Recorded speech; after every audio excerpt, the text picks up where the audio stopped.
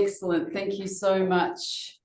Welcome everyone to our webinar this evening on March the 27th, 2024. Really pleased to have two guests with us today from Ireland, Professor Eamon Keenan and Nicki Killeen. They have had recent experience with nitazenes, and we think here in Australia we've got a lot to learn from Ireland's experience with emerging harms related to the use of nitazenes. And today we have Eamon and Nicki. Eamon is the National Clinical Lead for what's similar to, I guess, the Irish National Health Service. Is that what the HSE is, the Health Services Executive? And based at the National and Social Inclusion Office. He's a consultant psychiatrist in substance misuse and has been working in the area of addiction since the late 80s, so not so long, hey? Only 50 years or 40 years or so. He's one of the Irish representatives on the management board of the European Monitoring Centre for Drugs and Drug Addiction and on the EU National Drug Coordinators Group. He's also a clinical professor in addiction studies at the Department of Public Health and Primary Care at Trinity College Dublin, and has published extensively in national and international peer-reviewed journals, and has a particular interest in the emergence of new psychoactive substances in Ireland. So he's wonderfully qualified for us, and we're very grateful that you've made time here very early on a Wednesday morning. And Nicki Killeen is project manager on the Emerging Drug Trend Project in the HSE. Nicki holds a degree in social science and a master's in addiction studies, and has worked for a number of years on the development of novel harm reduction projects. Through her current work, Nicki coordinates a number of projects to monitor and respond to drug market changes, such as the HSE Save the Nightlight program and the development of a formal early warning system, and the recent coordination of the national response to the nitazene overdose outbreak. So wonderfully experienced in areas that are really looking to the future of how we can better respond to emerging harms. So over to both of you. Thanks very much, Nadine, and greetings from Ireland. Thanks for having us this evening. I'm definitely going to change that bio to make me sound less like a dinosaur, going back to the 1980s. I'm going to start to share my screen. I'm going to talk a little bit about the nitazenes and how they've been emerging in Europe and most recently in Ireland. And Nicki's going to go through some of the work that we've been conducting in terms of developing our preparedness. So I'll start to share my screen.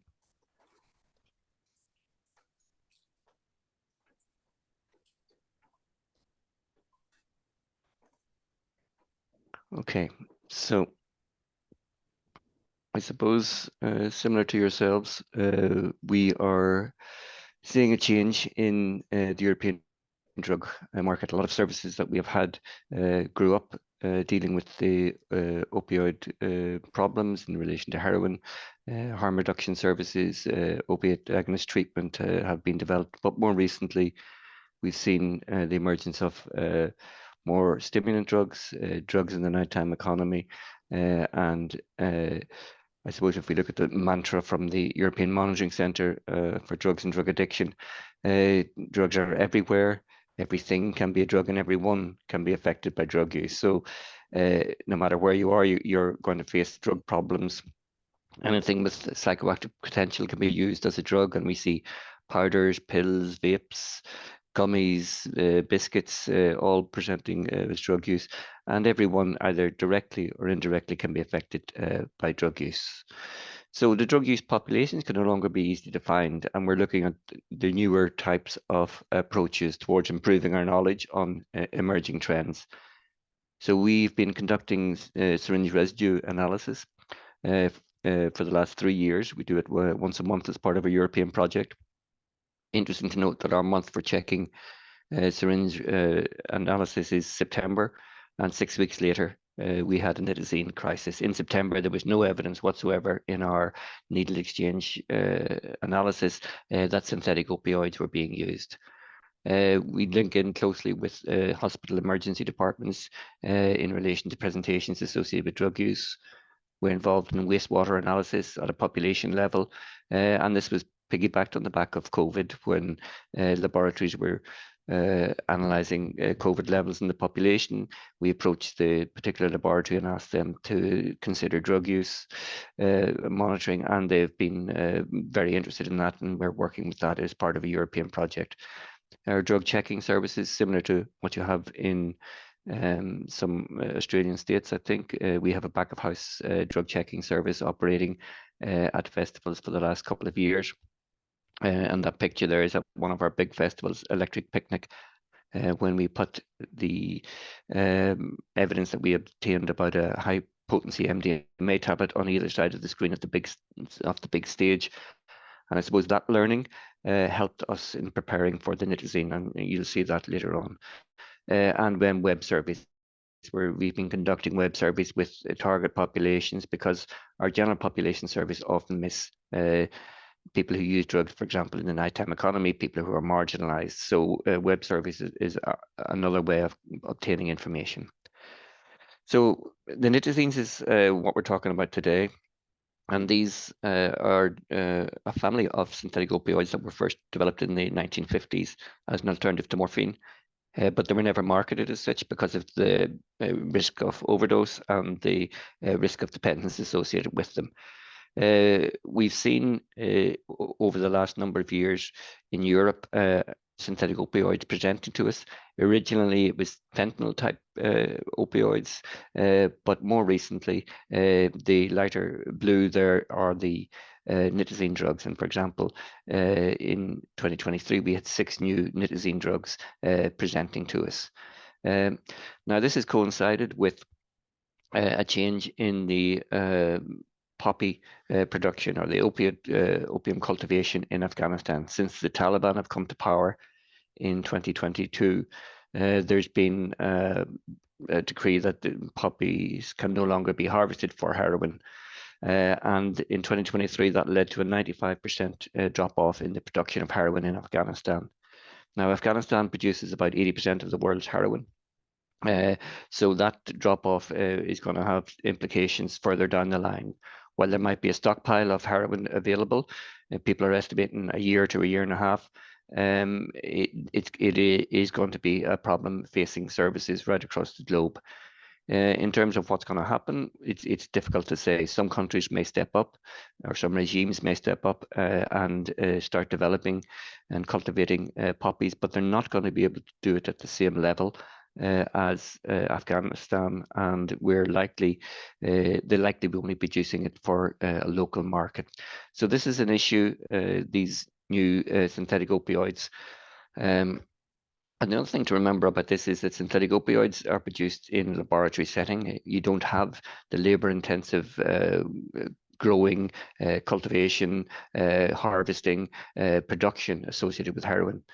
Since 2019, we've seen 16 nitazenes emerged in Europe, and as I said, 6 last year.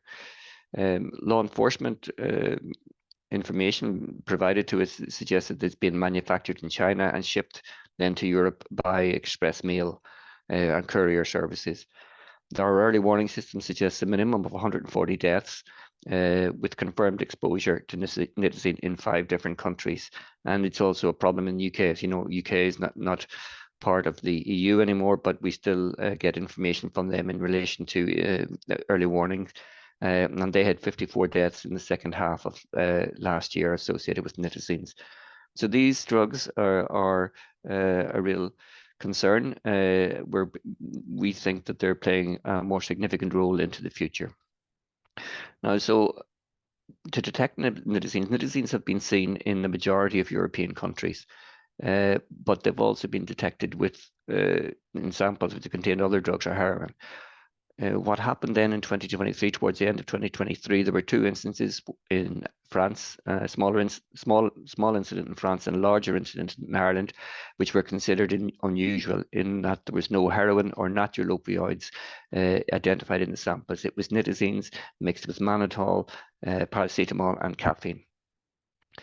So in terms of our own situation, on the 9th of November, we got a phone call into our office in relation to an unusual number of overdoses in Dublin city centre.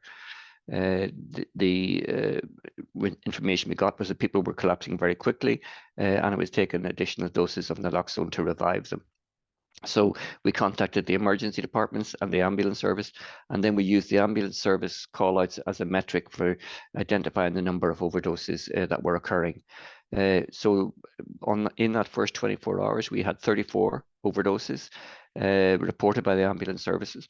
And in terms of Dublin city centre, that's a multiple of what we'd normally see. Normally, it's 2 to 3 overdoses that we would see in a 24-hour period. So we saw 34 overdoses. Emergency departments were being overrun. People were very anxious.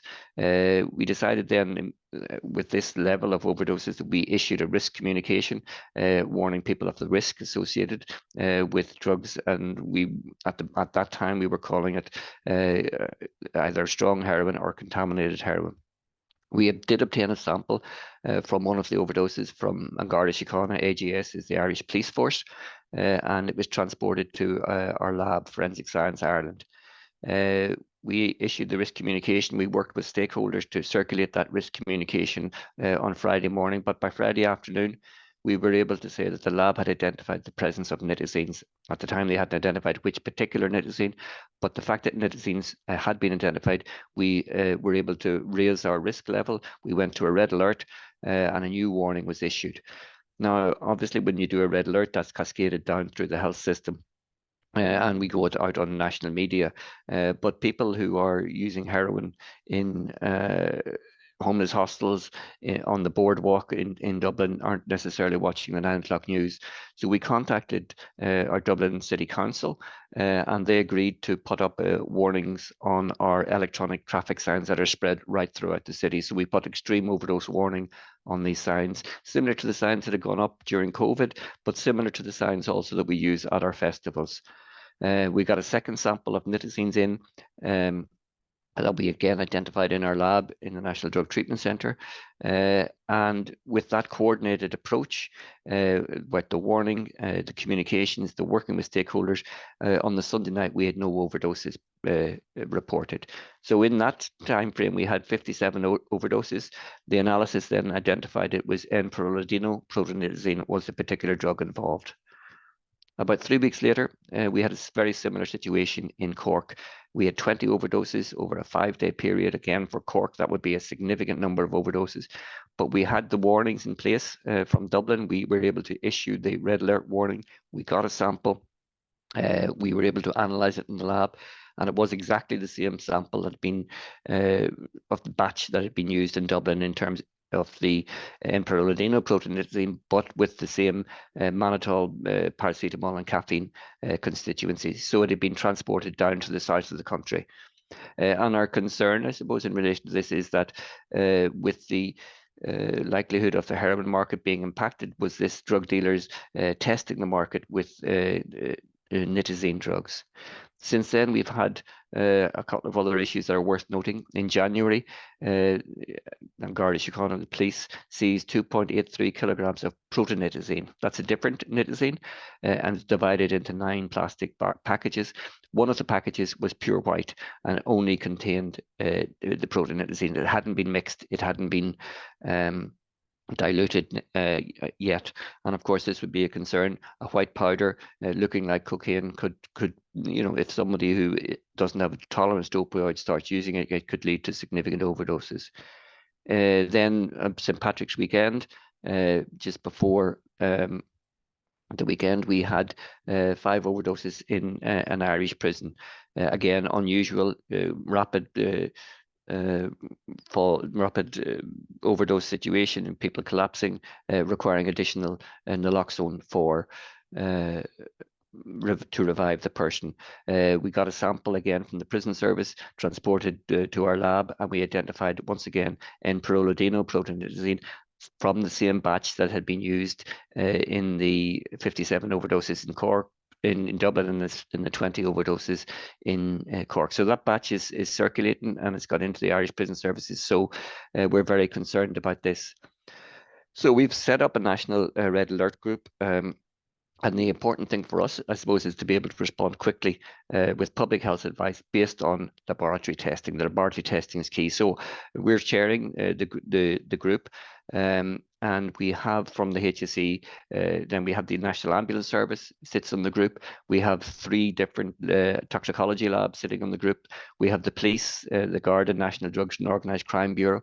We have the hospital network, emergency department sitting on the group, and we have academics sitting on the group, and we also have the HSE communications department. That's really important that you're getting out factual information.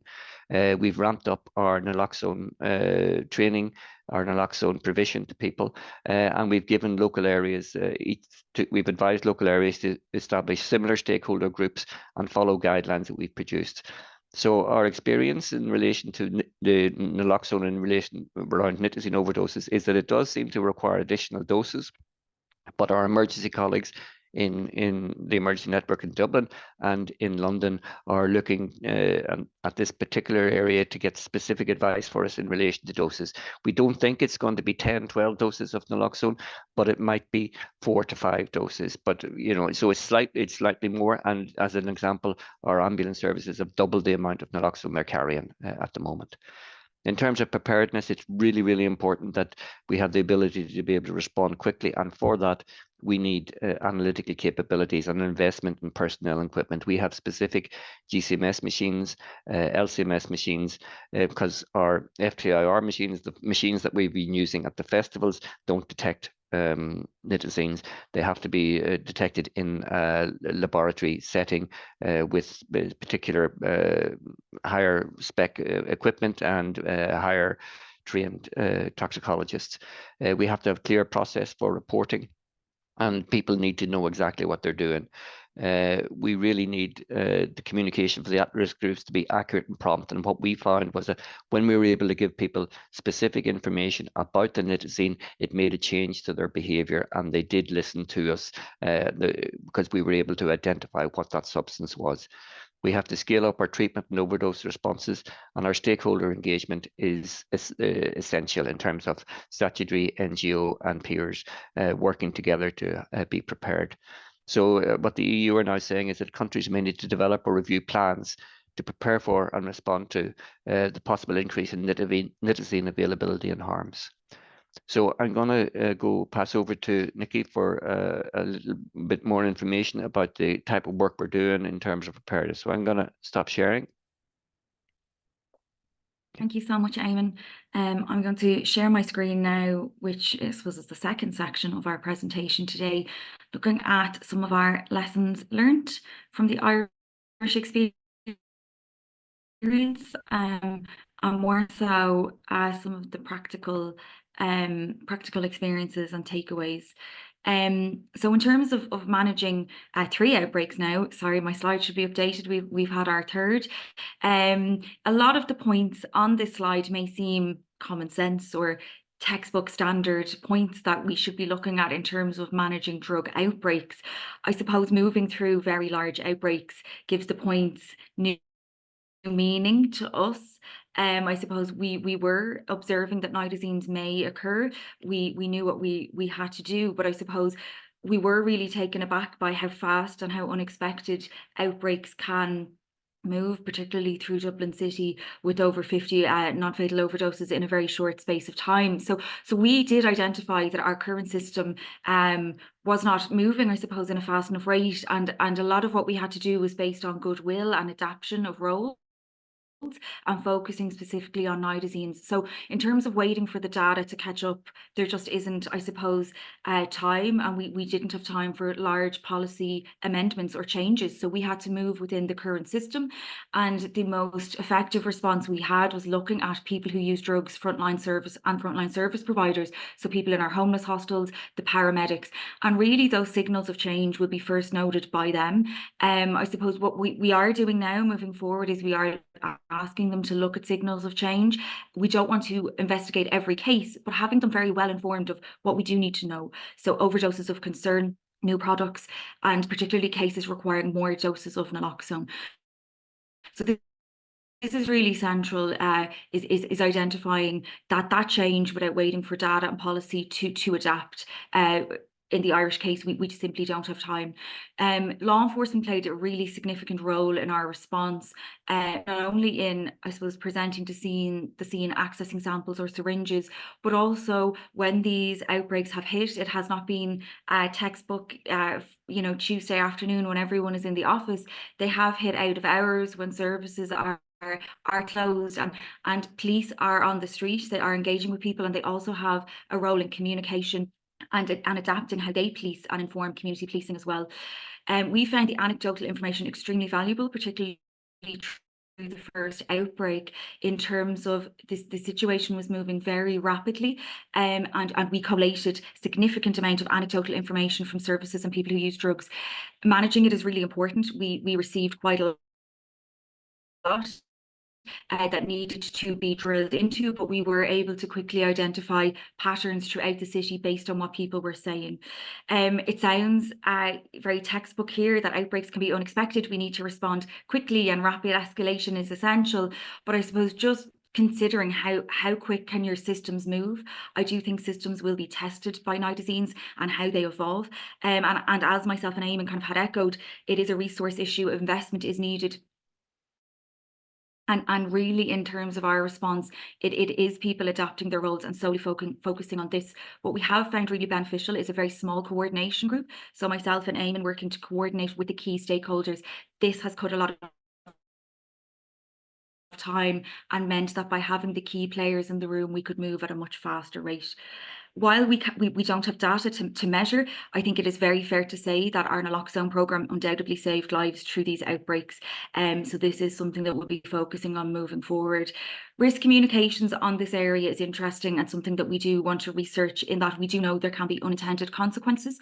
So very large scale alerts have seen in the Irish context the batches move. So the same batch move to the Cork region from Dublin, and similarly into the prison setting, which is a likely setting where people are vulnerable. And I suppose it's a logical move if there are alerts on batches that aren't being sold on the street.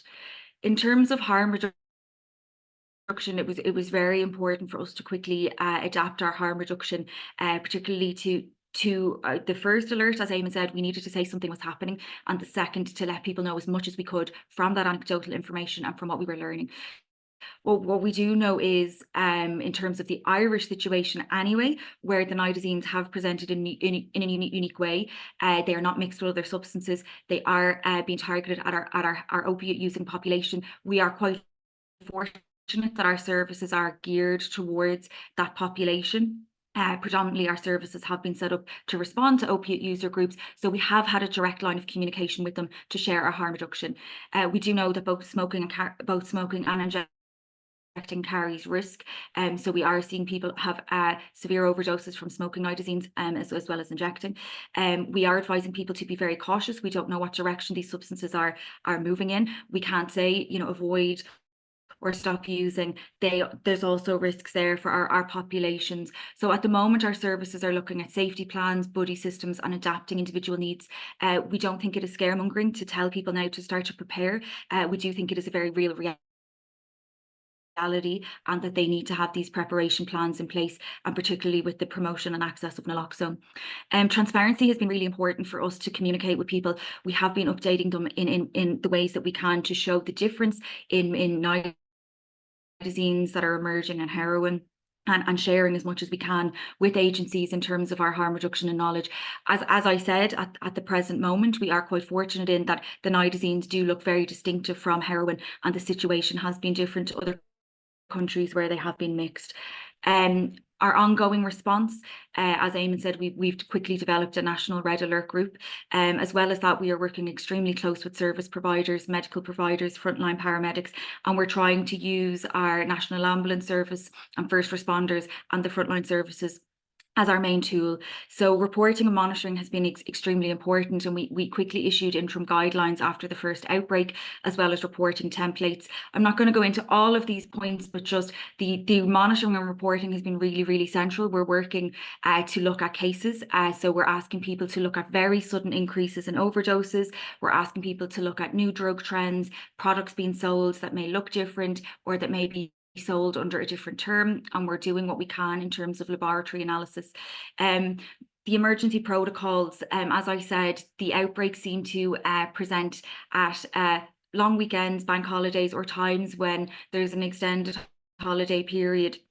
So really preparing in terms of who are our key stakeholders, but what do you do if they're not there? What do you do if there's an outbreak on a Friday evening and there's no printers open in Dublin on a Saturday morning? How do you communicate? So having as much preparation work done, having the conversations, running through a situation where you would know who to contact in your area if something emerged. So all of this work is underway at the moment, and nationally, even in areas where nitazenes have not presented, we're asking people to run through these scenarios and having backup contact lists, because they, as I said, they do seem to strike in Ireland anyway at the most unexpected times when we aren't all sitting at our desks. In terms of analysis, as Eamon said, it's been a significant tool in terms of being able to identify and name and communicate in a transparent manner with people who use drugs. Just to also note, the syringe analysis and review of other paraphernalia has been significant as well, in that if there is a drug sample not available, we can look at other measures. So we are trying all we can. Just in terms of our risk communications, just in Ireland, we did have a period leading up to the nitazene outbreaks that was focusing on fentanyl.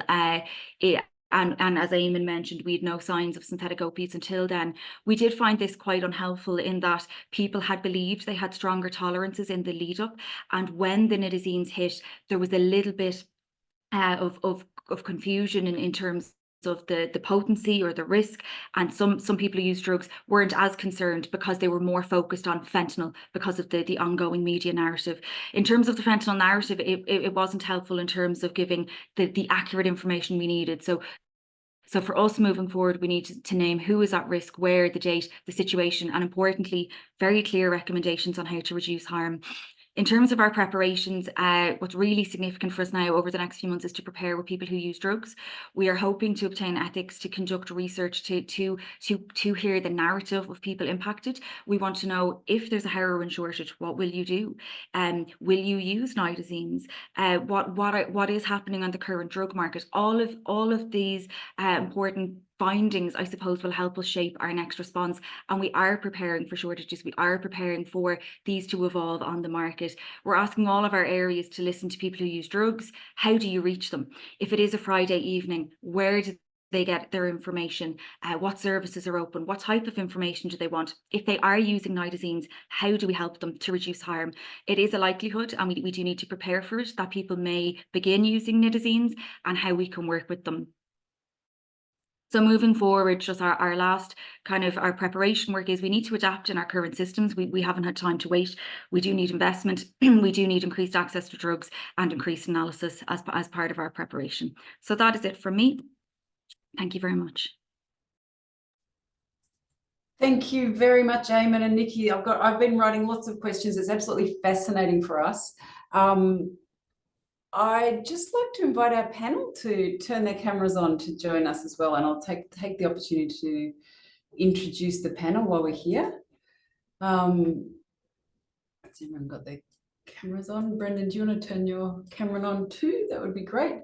We've got Shalini Arunogiri, who's an associate professor and a clinical addiction psychiatrist and researcher. She's the clinical director of the Hamilton Centre, the Victorian Statewide Centre for Addiction and Mental Health at Turning Point, and associate professor at Monash University, as well as chair of the Royal Australian New Zealand College of Psychiatrists Faculty of Addiction Psychiatry, board member at the International Society of Addiction Medicine, and an NHMRC Emerging Leader Fellow at Monash Addiction Research Centre. I can go on and on because Shalini does have a really large and long, illustrious CV, but I won't. I'll stop there. So thank you very much. So Shalini is joining us from Melbourne, Australia. We also have Dr. Thanjira Jiranantakan, who's a clinical toxicologist and public health physician, working as the medical advisor at the Centre for Alcohol and Other Drugs at New South Wales Ministry of Health here in Sydney. She's also a staff specialist at the Royal Prince Alfred Hospital. So really happy to have you here as a toxicologist and public health physician, and addiction too, I think. And then finally, we should have Molly Howes. So Molly Howes is the communication lead at the Australian Injecting Illicit Drug Users League. AIVL, and AIVL is the National Australian Peer-Led Organisation representing peer-based drug user and harm reduction organisations around Australia. So really, really pleased that Molly could join us here today, because obviously people who use drugs are at the absolute centre of this whole debate. So really great that we can have you here today, Molly. And finally, Brendan Clifford works with me here at the National Centre for Clinical Research and Emerging Drugs as the leader of what we've called the Prompt Response Network, which is a jurisdictional data sharing, information sharing network that stretches across Australia just to try and detect some of these emerging issues more in a more timely way than we have in the past, so that we can respond more quickly. I think you've given a very compelling example of how quickly things can actually become very threatening to a number of people. So we do need to be more on our toes and ready. So that's what the Prompt Response Network is, but it covers the whole of Australia. So it's a number of different jurisdictions. And just lastly, I'm Nadine Ezard. I'm the Clinical Director of the Alcohol and Drug Service at St Vincent's Hospital in Sydney and the Director of NPRED. So I'm going to open up to our panel. Do any of the panel members have any questions that they'd like to pose of our guests?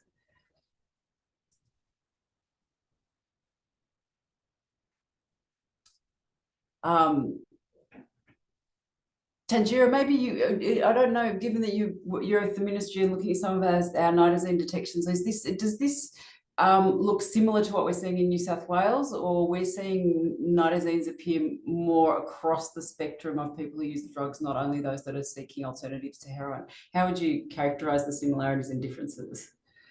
Yeah, sure. Thank you. Excellent talk for both Professor Eamon and Nicki. And that also reflects our experience in New South Wales as well. So we actually have the very first detection of nitazenes in clinical sample in 2021. We don't see that many compared with other opioids that we see in New South Wales. So overall, from 2021 until now, the last cluster of 3 that many of you might see in the public warning that we have from the festivals. So including those 3, we have a total of 9 nitazene cases detection from patients. So this is just for patients. But if we count of other samples like police seizures and coroners, there will be others, but I won't have that information in hand.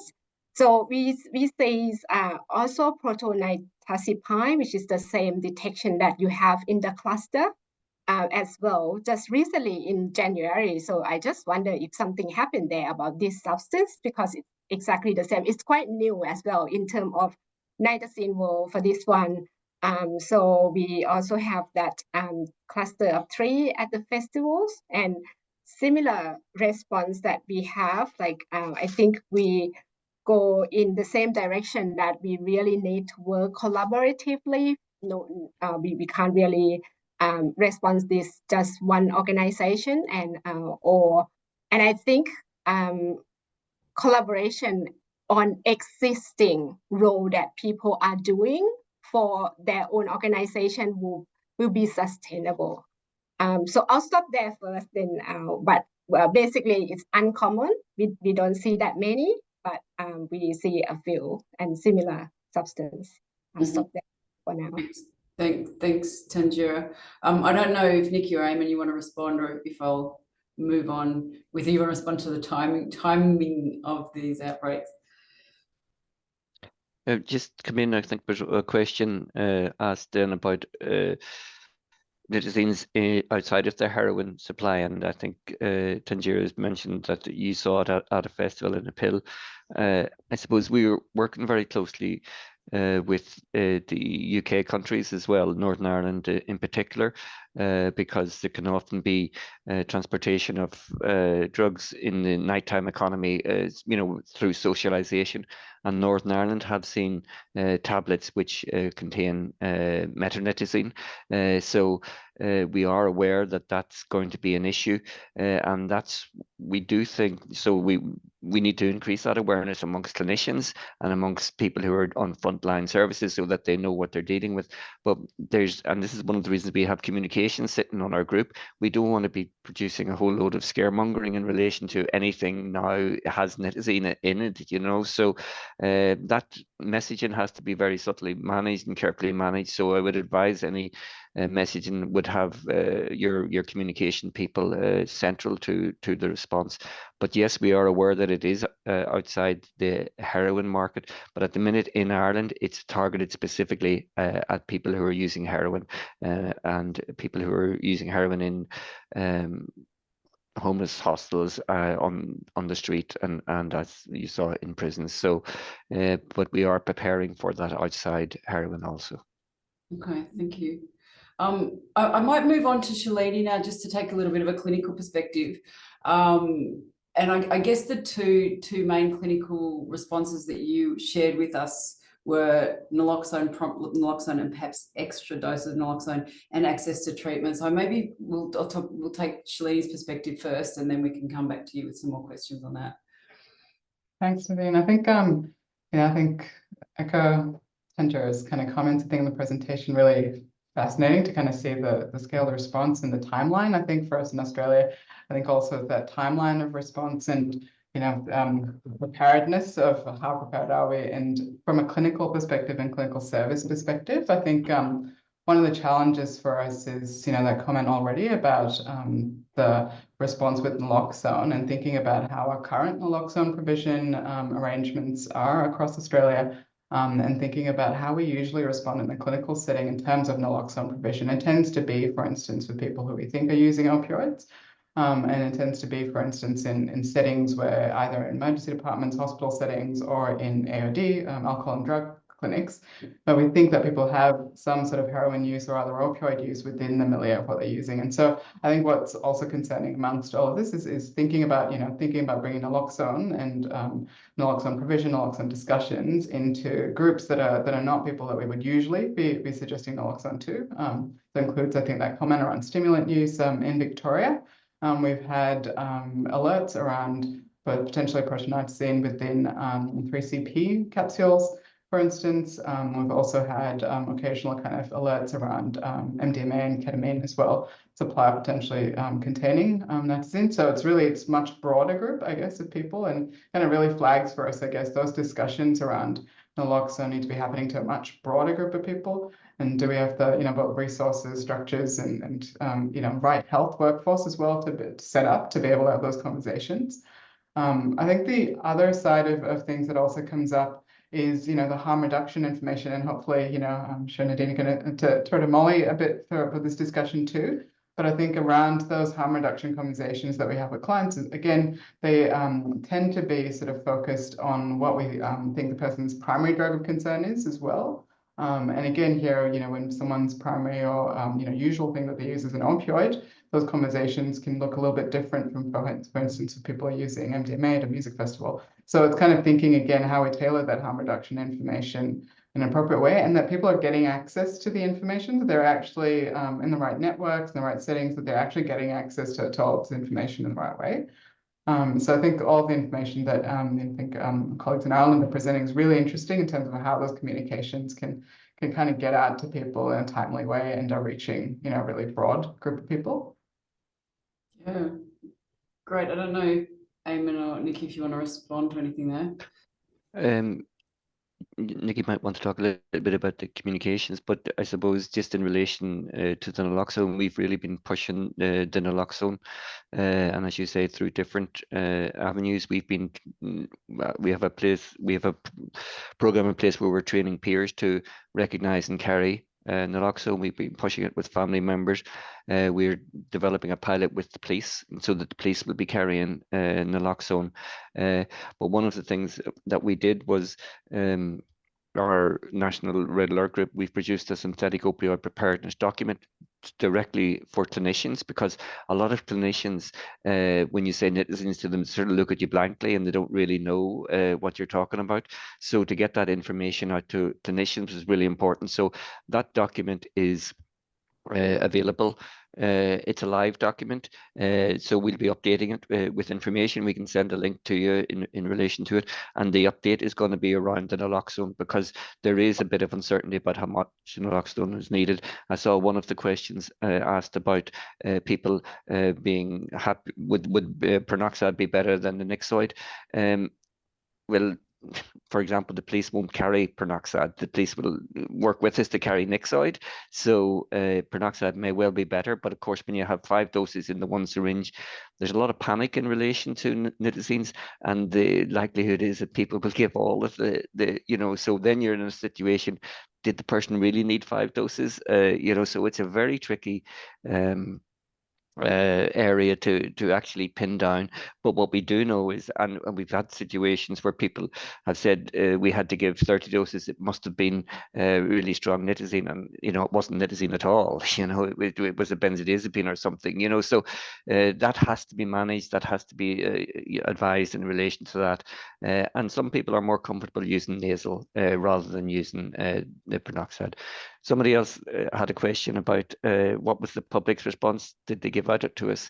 No, they were very supportive to us. They were very concerned about the emergence of the nitazenes for the population. We didn't get criticised at all for, well, not yet, for wasting resources. So, and I think that's maybe a testament to how much we've moved in the country to develop. We've been working really hard to have a health-led approach to drug use, and that's our whole strategy, is around a health-led approach to drug use and moving away from that stigmatizing attitude towards drug use that may have been prevalent before. So that's Thank you very much. Molly, you've got your hand up, and we were going to go to you next anyway, so please, the floor is yours. Thank you. Yeah, I just wanted to mention, a couple of people have spoken about naloxone and how we need to think about reaching a new group of people with naloxone education. It's something that we've heard from drug user organizations in our network for a while now, that the harm reduction workers in the NSP have been doing a lot of work, not just talking to people who are using opioids, but talking to people using other drugs, like, hey, do you know what naloxone is? And you might need it for these reasons. These are the drug alerts coming out. So it's great that that work is being done on the ground. I think we still have some issues in Australia. I think we've done really well with our take-home naloxone program, but we're definitely hearing that there is still some barriers to people providing naloxone, peer workers, and also different services being able to provide it. And obviously, from this conversation, we know how important it is to have access to naloxone and have access to a lot of naloxone. I also just wanted to say, like, in relation to reaching that new group of people who aren't necessarily seeking opioids, but getting nitazenes, is like drug checking at festivals could be a really good in for this, being able to reach that different cohort of people, also check the drugs and be able to talk to them about naloxone on the spot and do that intervention. So it's great. We have a few states doing that in Australia, but we need more of that to support this response. Thank you. Thanjira, you've got your hand up. Before I come back, I've got some more questions on that, but Thanjira, you've got your hand up. Yes, thank you. Yeah, I also want to share that in New South Wales, we also expand group of people that we also provide take-home naloxone as well for people who use stimulants, or if their family members or their friends use any opioid or any other substance, because it appears since 2020 that we see some opioid in some stimulants. That's contamination, adulteration, or substitution as well. And also in some festival, we also have recently in Mardi Gras, we have Akon carry take-home naloxone that they have rover team. So if they see people have some symptoms that seems to be opioid toxicity, then they can apply take-home naloxone with some collaboration of the medical provider as well. And the other thing that we learned from from the consumer is that when they go to the festival, sometimes they get checked at the gate and they couldn't get in. So we also work with security and police that take home naloxone is medication and is essential. It should be allowed, and that's it's not a problem. So. Well, we're on the issue of naloxone. We've got a couple of comments here on the supply chain of naloxone. Two questions. One, whether from Susie, whether we should be looking at how we prioritise just delivering naloxone in the context of limited supply, and the other question about whether we need to talk more broadly to around looking at the production of naloxone, whether we need to engage with some of the multinationals or the international system to try and promote production and distribution of naloxone that might meet an eventual concerning situation. So I don't know if Eamon and Nicki, you want to pick any of those questions up. Well, I suppose I don't want Australia hoovering up all the naloxone that's available, you know, but I do think that it'd be reasonable to start discussions with the production suppliers in relation to it, because it is part of the preparedness that you would have access to naloxone, and I suppose who you prioritize depends in what context what populations are using it in your jurisdiction, you know. So obviously at the minute we're prioritizing our addiction services and our emergency responders, and my addiction services is the broader family peers as well, you know. So we haven't had it in the festival setting yet, but that's something to consider. Obviously we have medics at festivals who will have naloxone available, so I think it's something every country is going to have to be grappling with. And I know, I mean, in Europe, this is a topic which is being discussed, and everybody's playing their cards close to their chest about how much naloxone they have, you know. So. Can I ask sort of a dumb question? And I know that nitazenes are family, but we're suspecting that we need higher doses. Do we need repeated doses? Is there an indication that there's a longer duration of action than heroin? We haven't. We don't want to be sure. We don't want to commit definitely about how much naloxone is needed yet. And we're looking to our emergency department colleagues to give us advice. So the Mater Hospital here in Dublin and St Thomas's in London are looking at this specifically to say what naloxone. So as I said, we have this document I think Nicki sent the resource around in the chat. That's a live document, and we will be updating the naloxone advice depending on the advice we get from the emergency department. So that's where we think that'll give us the best advice, because it's very hard to pin somebody down about how much naloxone is actually needed. Thanjira, sorry, did you want to respond? Yeah, I just want to share our experience with the cases we have. So I also agree that this is something new that we probably don't have the one answer. But from the cases we have, some patients require very high dose of naloxone, need to repeat dose. And one of the 3 cases at the festival early in January also need naloxone infusion overnight as well. And but some case that we got in New South Wales, just 1 dose of naloxone. So we still try to understand the nature, or maybe they take just a little bit. So we don't know yet, but some case would need more naloxone. That's what we know from our experience. Thank you. Can I just go back to, just shift a little bit to the anecdotal information? And I was hoping to have this conversation. So Nicki, you wrote, anecdotal information is valuable, but needs to be managed. And I just wondered if you could expand a little on how you've collected, interpreted anecdotal information, and what do you mean by needs to be managed? And hoping maybe respond. No worries. So during the first outbreak, the anecdotal information was all we had, essentially, in terms of we were liaising with frontline service providers to access that information through them from people who use drugs. So it was really beneficial in that we were able to identify there was something in circulation. It was a different color. It being sold as new or more potent, people were being advised to smoke it. So that was common across the city. All of the people that we spoke to through the services were saying this. What differed was the colour and how they said it burnt. We were hearing it was pink, green, purple, different colours. So we had to work through with different organisations to see what the commonality was, and it was a lighter powder. Some people felt it burned differently, some people felt it didn't. What we did find from the second outbreak and lab analysis was that the nitazene that was presenting in Ireland does burn differently. It's more like a jelly texture.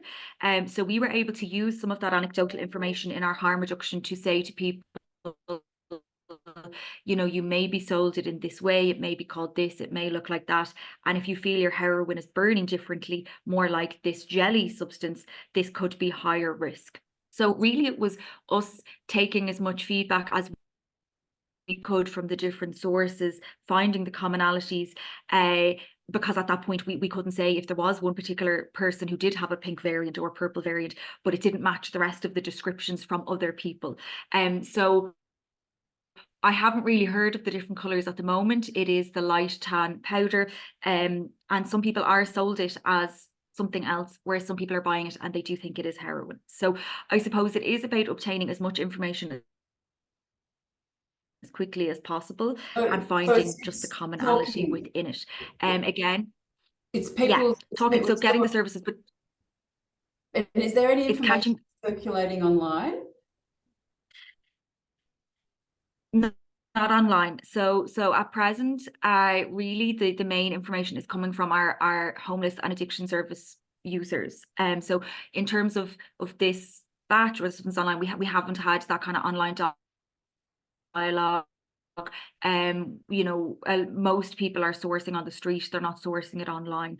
Now we do know that there will be other user groups who may engage, and they're harder to reach, but that's something we need to look at moving forward. But the narrative of the people is really what we're concerned about now, and that's why we want to do this research across Dublin and Cork to capture that narrative through focus groups, to listen, to hear what's going on at the drug market, and that'll help shape, I suppose, our next responses. So I do think that narrative of what those people have to say will help us all in terms of the current status. So it is really important that we do move on that as soon as possible. Thank you. I don't know, I'm just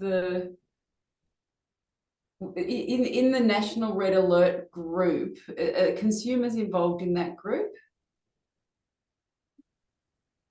So our Red Alert group is a really small, I suppose, coordination group that I suppose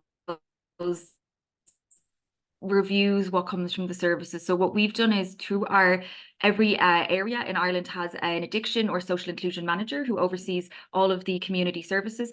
We've asked them to report to the Red Alert group. So every day we're receiving, almost this month, I think March has been busy, feedback from frontline service providers on what their service users are telling them in terms of the drug market, the situations, and they're reporting overdoses of concern. Now, a lot of the overdoses of concern at the moment are actually involving benzodiazepines. We seem to have new psychoactive substances being sold, such as bromazepam, and products that aren't usually sold, which are higher strength. So we're reviewing those cases, but I suppose the people who use drugs are feeding back through us, through the services, through a new reporting mechanism that we've put into place for now.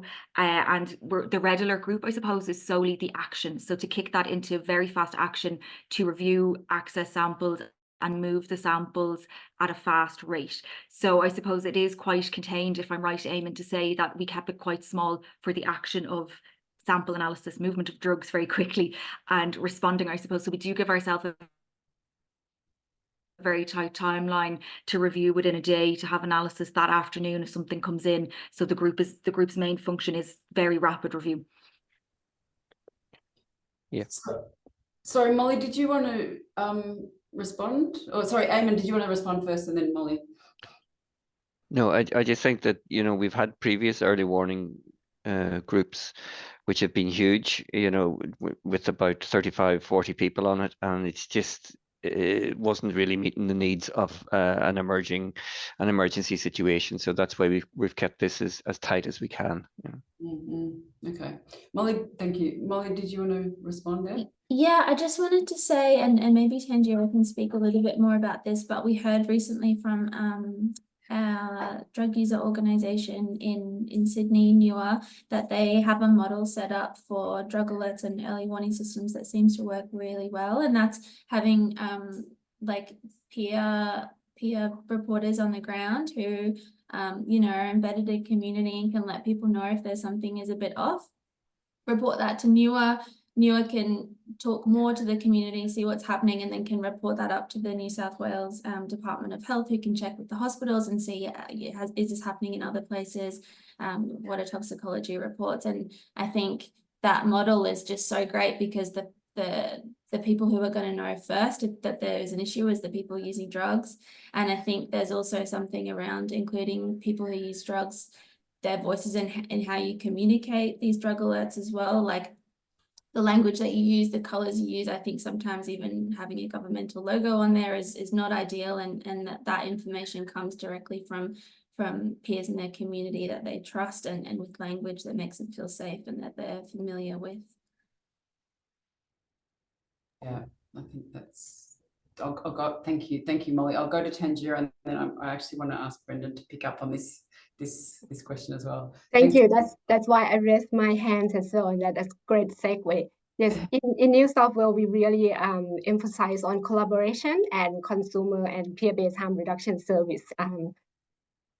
Provide invaluable input and also the language, just like Molly said. So we set up what we call standing panel of toxicity risk, which Nadine is also one of the member as well, that consists of peer-based harm reduction service, NUAS, and representative from consumers. So the language, and even if this is known already and where or how to distribute information has been available to get input from them. We also have clinical toxicologists, addiction medicine specialists, emergency medicine doctors, public health physicians, and sometimes we also have guest person that is relevant to the detection. So once we have significant detection, we will ask for emergency, urgent, or whatever, or depends on what's the finding and urgency of the situation, to have a meeting. So the size is not big, it's around 10 or a bit less than 10, and it can convene very quickly, and sometimes just do by email, but most of the time we have a meeting and we explain the situation. So in New South Wales, we have system to have notification and have testing through a prescription recreational and illicit substance evaluation program, and have risk assessment by the SPARTA group that we call, and then we determine what intervention or what risk assessment should be done and how to manage. Thanks, Thanjira. That does bring me to another question I wanted to actually feed back to Eamon, was the question about defining alert thresholds. How do we collectively say what an alert is? Right at the start of this presentation, you said normally you have 2 or 3 a day, and you had far exceeding that. But did you have established thresholds? Do you look at the data day by day or week by week to see if the thresholds have been, or is it just still in this anecdotal kind of space? No, well, that's one of the reasons we have the National Ambulance Service on board. So the National Ambulance Service would keep sort of 12-hourly updates in relation to presentations, overdose presentations. So if we see in an area that there, you know, so leaving aside Dublin city centre, if we had one of the smaller towns where there were 3 or 4 overdoses occurring in a 12-hour period, that would signify us becoming working into an alert situation. So that's why obviously we have the anecdotal information coming to us as well, but we have the real-time information from the ambulance service, and that's we find that very useful. Yeah, interesting. Thank you. Did you, Brendan, just in the last 2 minutes, did you want to pick up this conversation and bring it back to the Prompt Response Network?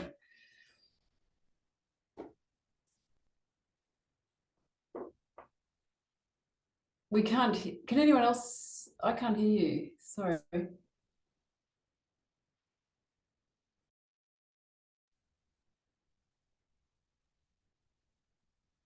Can anyone else hear Brendan? Can you hear me now? Yes.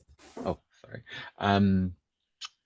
Yeah, just that anecdotal information. I think that you talked to Nadine. That was one of the questions I'd also noted down, because it's not just the information in, it's also getting information out and making sure that information is the best it can be for acceptability, I think is important. And then just noting across Australia, there's variation in how resourced our drug user organizations are. So in terms of preparedness, I think that's a really key thing for jurisdictions to think about, and to be best placed to respond. Drug user organizations need to be involved, to be skilled up in terms of adjudicating what's in terms of alert thresholds as well. And then the only question that I had unanswered was really just about the information sharing between agencies, because that's certainly a challenge for us in Australia. Just balancing that need for to respect the need of individuals' privacy around their medical information, but also the need for prompt public health action. I think it's a little bit easier in Ireland with just one jurisdiction, but that would certainly be something we're looking at going forward too. Thank you. I don't know if anyone has concluding comments. We've kept you here for 59 minutes, and I'm extremely grateful to everyone's time, and particularly Eamon and Nicki to sharing that experience from Ireland. I think it's going to be essential for us to learn from how you've responded and how you've experienced this as we talk about how we're going to respond to any potential synthetic opioid issue that might be emerging here. I'm not going to say crisis or outbreak. Any last comments from anyone, or we let you go? Thanjira, is your hand up? Maybe I take this last bit from our experience. I think that collaboration, data sharing, and working as a system is something that we highly value. And so today is the nitazene section, but it's actually we are talking about new psychoactive substance that can be changed. So whatever we do, not just response to nitazene, but also for the systematic response to all. So from New South Wales, we have tried this since 2019. So this is over 4 years before we come to this point. But collaboration, and everyone has great work that they do every day, just bring everyone together on the table and see how can we work together. I think that's the way to go, and that's what we learn too, and that's what we want to share. Thank you. Perfect, thank you. And this is international collaboration. So thank you, Thanjira. Thank you, Eamon. Thank you, Nicki, Molly, Shalini, Brendan. And also I think we've got Harriet online as well. So thank you, everyone, and good evening. Thank you. Bye.